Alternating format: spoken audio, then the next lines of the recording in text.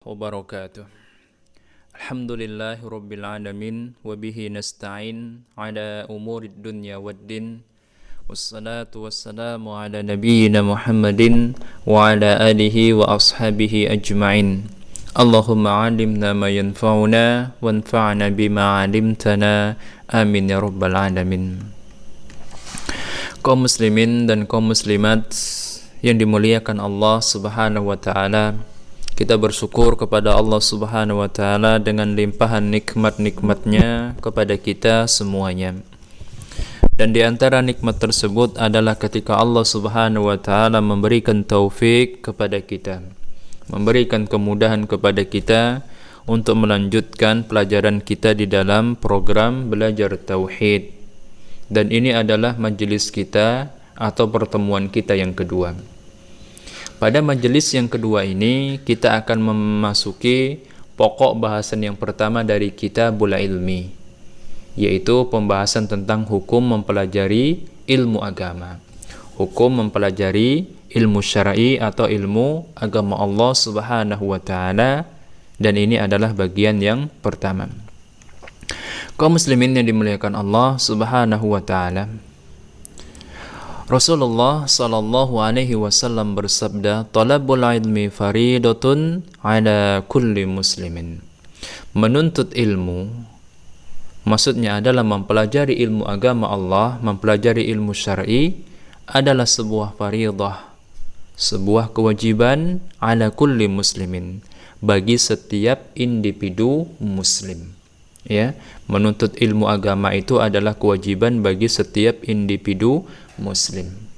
Hadis yang mulia ini diriwayatkan oleh Al-Imam Ibnu Majah dari sahabat yang mulia Anas bin Malik radhiyallahu anhu, dan disahihkan oleh Syekh Al-Albani rahimahullahu taala.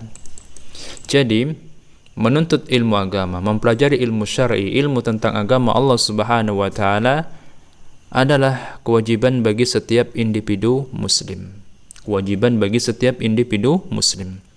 Lalu, apa sih yang dimaksud dengan kewajiban menurut istilah syariat? Apa sih itu wajib menurut pandangan syariat? Al-Imam Muhammad ibnu Saleh al-Utsaimin rahimahullah mengatakan, al-wajibu ma'amara bihi syari'u ala wajhil ilzam, yuthabu fa'iluhu imtithalan wa yastahiqqal iqaba tarikuhu. Ya.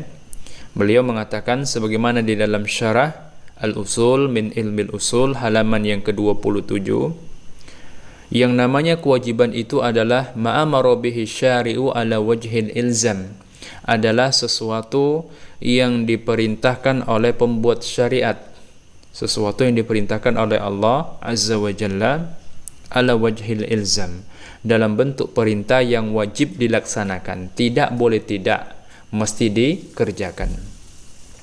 Yusabu fa'iluhu imtisalan, di mana orang yang mengerjakan kewajiban tersebut dia mendapatkan pahala dari sisi Allah Subhanahu wa taala. Orang yang mengerjakan kewajiban tersebut mendapat pahala dari sisi Allah Subhanahu wa taala.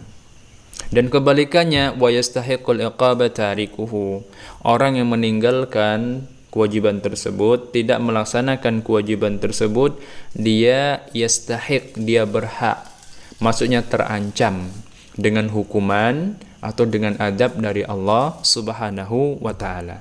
Inilah yang disebut sebagai kewajiban menurut pandangan syariat, yaitu sesuatu yang diperintahkan oleh pembuat syariat, oleh Allah Subhanahu wa taala dalam bentuk perintah yang wajib dilaksanakan, tidak boleh tidak, mesti dikerjakan.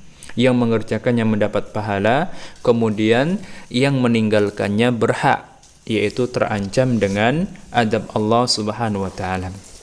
Kita perhatikan di sini penulis memakai kata-kata yastahiq, dia berhak, maksudnya terancam dengan adab Allah Subhanahu wa taala. Jadi tidak dalam bentuk ponis secara pasti bakal diadab oleh Allah Subhanahu wa taala. Karena harus dibedakan ya antara ponis dengan ancaman. Kaum muslimin yang dimuliakan Allah Subhanahu wa taala. Kemudian kita kembali kepada hadis Nabi sallallahu alaihi wasallam. Kita perhatikan kalimatnya, talabul ilmi faridatun. Menuntut ilmu itu adalah sebuah kewajiban ala kulli muslimin, untuk setiap individu muslim. Di sini pakai kata-kata kullun. Kullun itu artinya adalah semua atau seluruh. Ini termasuk al-kalimah allati tufidul am. Adalah salah satu kata yang memberikan makna, ya, memberikan makna umum. Kemudian muslimnya di sini juga bentuknya nakirah, tidak pakai alif lam. Muslimin, bukan al-muslim, ya. Dan yang namanya isim nakirah itu adalah kata yang kandungan maknanya tidak dikhususkan untuk objek tertentu. Berarti dia juga memberikan makna umum. Artinya, kewajiban menuntut ilmu, kewajiban mempelajari agama Allah Subhanahu wa taala itu berlaku umum bagi setiap individu muslim. Jadi, kalau seseorang itu bagian dari kaum muslimin, dia mendapatkan predikat seorang muslim. Bagaimanapun keadaannya, dia miskin atau kaya, tua atau muda, apapun bangsanya, apapun warna kulitnya, dan apapun status sosialnya, kalau dia itu bagian dari kaum muslimin, mendapat predikat seorang muslim, maka dia mendapatkan kewajiban ini, ya, yaitu kewajiban untuk mempelajari agama Allah Subhanahu wa taala. Karena kewajiban ini berlaku umum bagi setiap individu muslim. Apa itu umum? Umum itu, ya, sebagaimana dijelaskan oleh Al-Imam Muhammad ibnu Shalih Al-Utsaimin rahimahullah di dalam syarah Al-Usul min Ilmi Usul halaman 177, beliau mengatakan al-'am al-lafdhu al-mustaghriqu li jami'i afradihi bila hasrin. Umum itu adalah sebuah lafaz, sebuah kata yang kandungan maknanya mencakup seluruh individu, mencakup segala sesuatu, ya, yang merupakan bagiannya tanpa ada unsur pembatasan. Nah, tanpa ada unsur pembatasan. Jadi, menuntut ilmu, mempelajari agama Allah Subhanahu wa taala itu berlaku untuk setiap muslim tanpa ada pengecualian. Tetapi tentunya sesuai dengan kapasitas masing-masing orang, ya, sesuai dengan kapasitas masing-masing orang menurut kadar kemudahan yang Allah Subhanahu wa taala berikan kepadanya. Kaum muslimin yang dimuliakan Allah Subhanahu wa taala, kita kembali lagi kepada hadis Nabi sallallahu alaihi wasallam. Menuntut ilmu itu adalah kewajiban bagi setiap muslim, ya. Asalnya muslim itu adalah nama untuk laki-laki yang beragama Islam.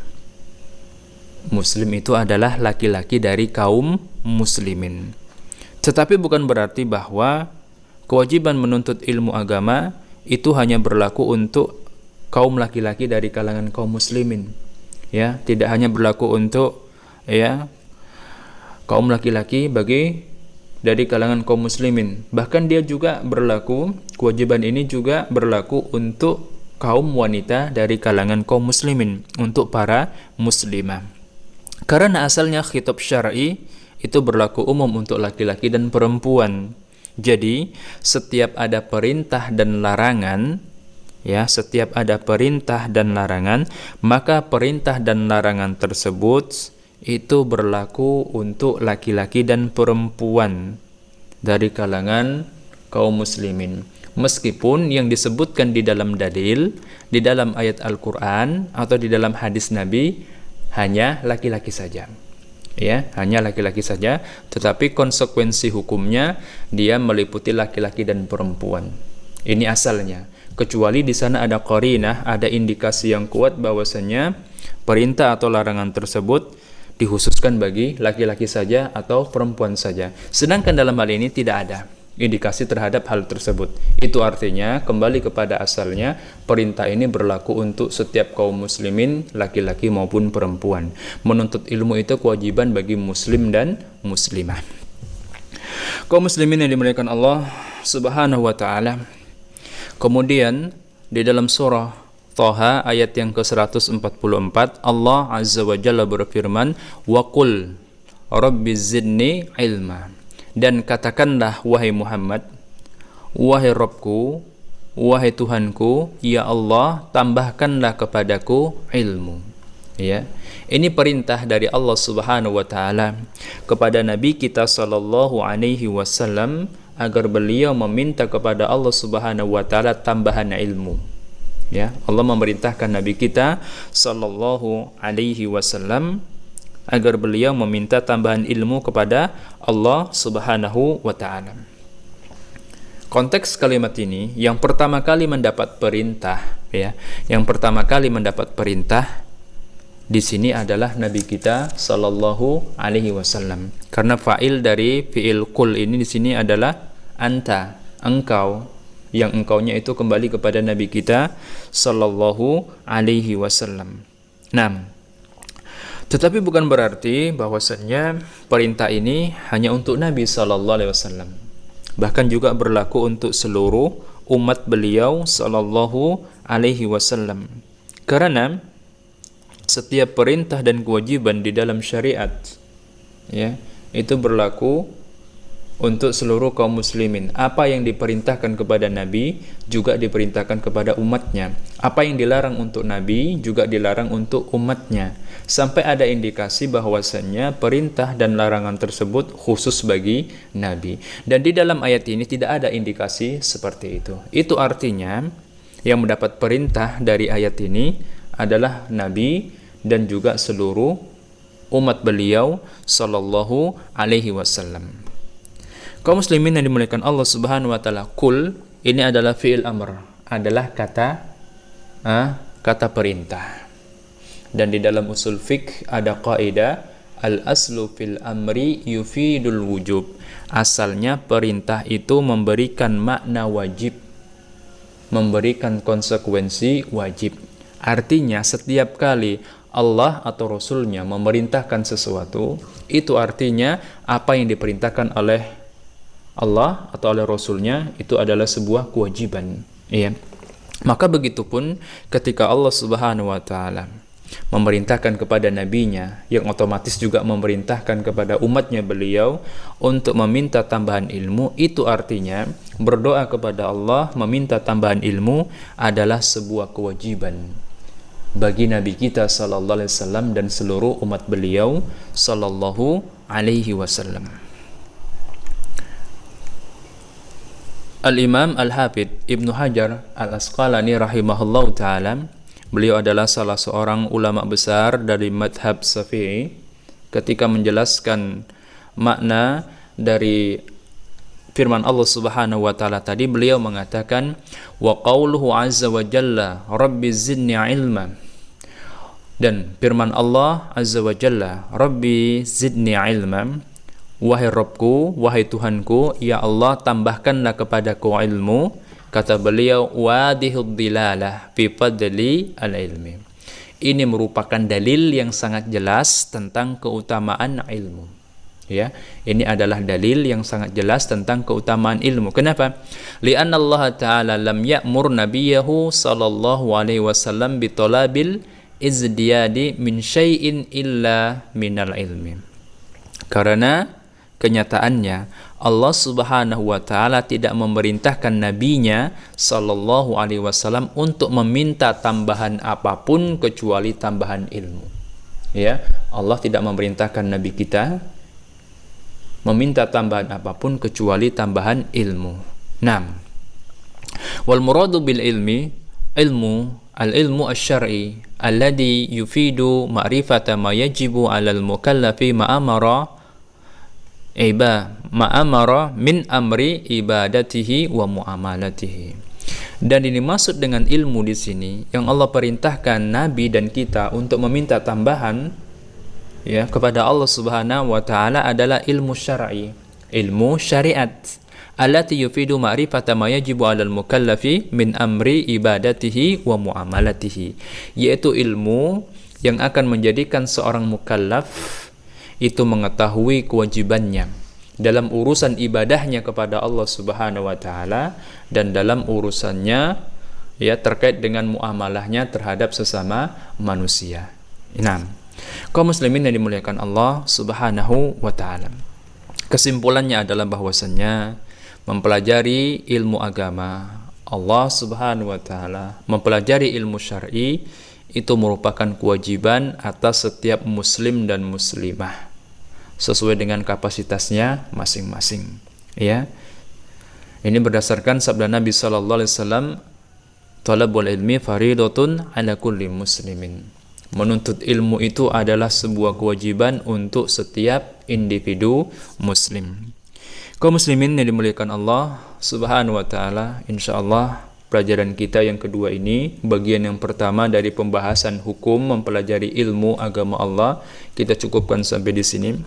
Kita lanjutkan pada majelis yang ketiga insyaallah. Naktafi bihadzal qadar, billahi taufiq wal hidayah. Wassalamualaikum warahmatullahi wabarakatuh.